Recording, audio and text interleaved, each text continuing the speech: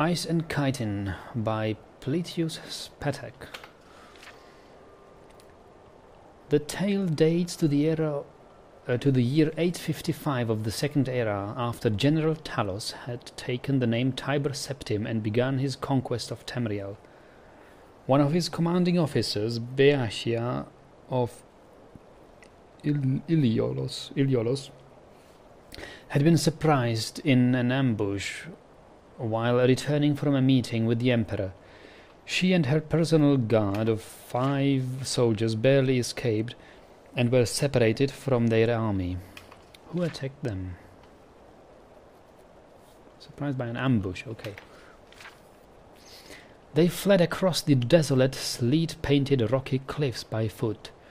The attack had been so sudden they had not even had the time to don armor or get to their horses. If we can get to the Gorvi ridge, hollered Lieutenant Ascutus, gesturing toward a peak of the mist, his voice barely discernible over the wind. We can meet the legion you stationed in Porhnak. Piesha looked across the craggy landscape through the wind-swept hoary trees and shook her head. Not that way. We'll be stuck down before we make it halfway to the mountain. You can see their horses breathe through the trees. She directed her guard toward a ruined old keep on the frozen isthmus of Neron, across the bay from Gorvik Ridge. Jutting out a promontory of rock, it was like many other abandoned castles in northern Skyrim, remnants of Riemann Cyrodil's protective shield against the continent of Akavir. As they reached their destination and made a fire, they could hear the army of war chiefs of Dunstrar behind them, making camp on the land southwest, blocking the only escape but the sea. The soldiers assessed the stock of the keep, while Beatia looked out to the fog-veiled water through the casements of the ruin. She threw a stone, watching it skip across the ice, trailing puffs of mists before it disappeared with a splash into a crack in the surface. No food or weaponry to be found, Commander. Lieutenant Ascutus reported. There's a pile of armor in storage, but it's definitely taken on the elements over the years. I don't know if it's salvageable at all. We won't last long here, Beatia replied. The Nords know that we'll be vulnerable when night falls, and this old rock won't hold them off. If there's anything in the keep we can use, find it. We have to make it across the ice flow to the ridge. After a few minutes of searching and matching pieces, the guards presented 2 very grimy, scuffed and cracked suits of chitin armor. Even the least proud of the adventurers and pirates who had looted the castle over the years had thought the shells of chitin beneath their notice. The soldiers did not dare to clean them. The dust looked to be the only adhesive holding them together. They won't offer us much protection, just slow us down, grimaced Ascutus. If we run across the ice as soon as it gets dark. Anyone who can plan and execute an ambush like the war chiefs of Danstar will be expecting that. We need to move quickly now before they are any closer.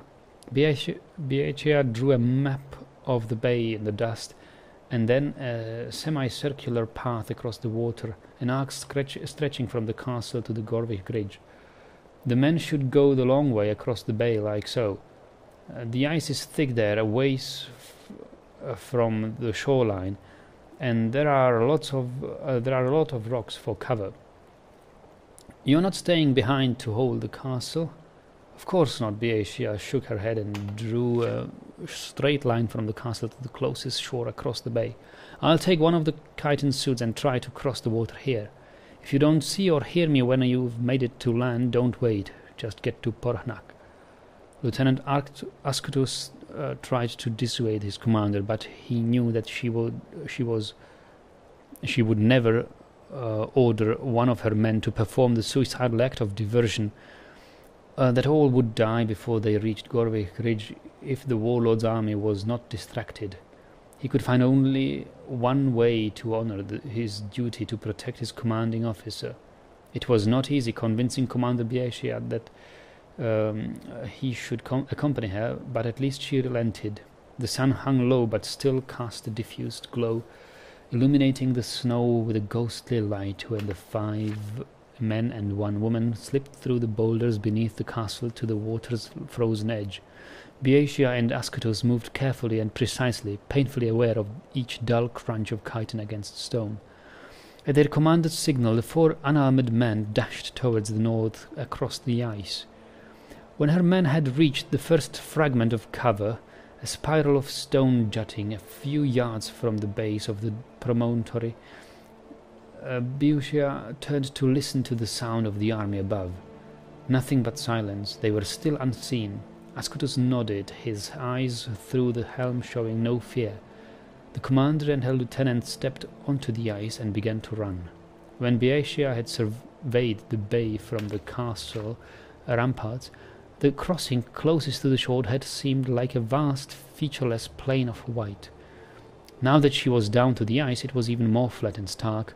The sheet of mist rose only up their ankles, but it billowed up at their approach like the hand of nature itself was pointing out their presence to the enemies.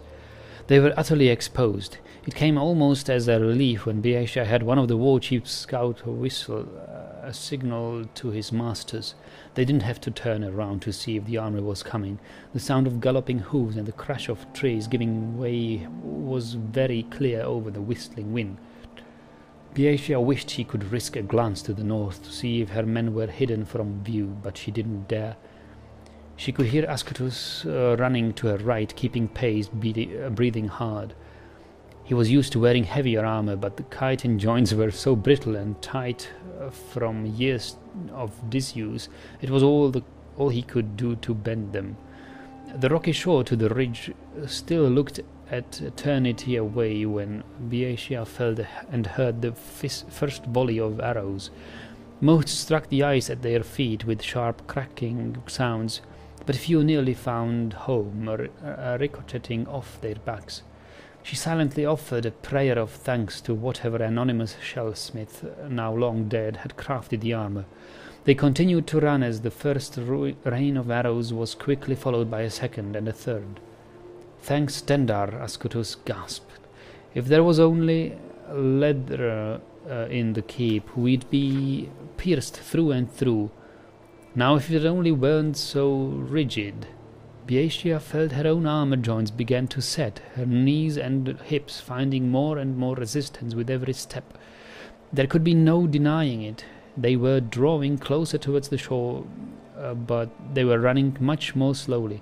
She heard the first dreadful galloping crunch of the army charging across the floe toward them. The riders were cautious on the slippery ice, not driving their horses at full speed, but Beatia knew that they would be upon the 2 of them soon.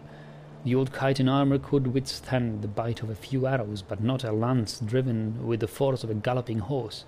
The only great unknown was time. The thunder of beating hooves was deafening behind them. When Ascottus and Beatia reached the edge of the shore, the giant jagged stones that strung around the bench blockaded the approach. Beneath their feet the ice sighed and crackled. They could not stand still, run forward, nor run back.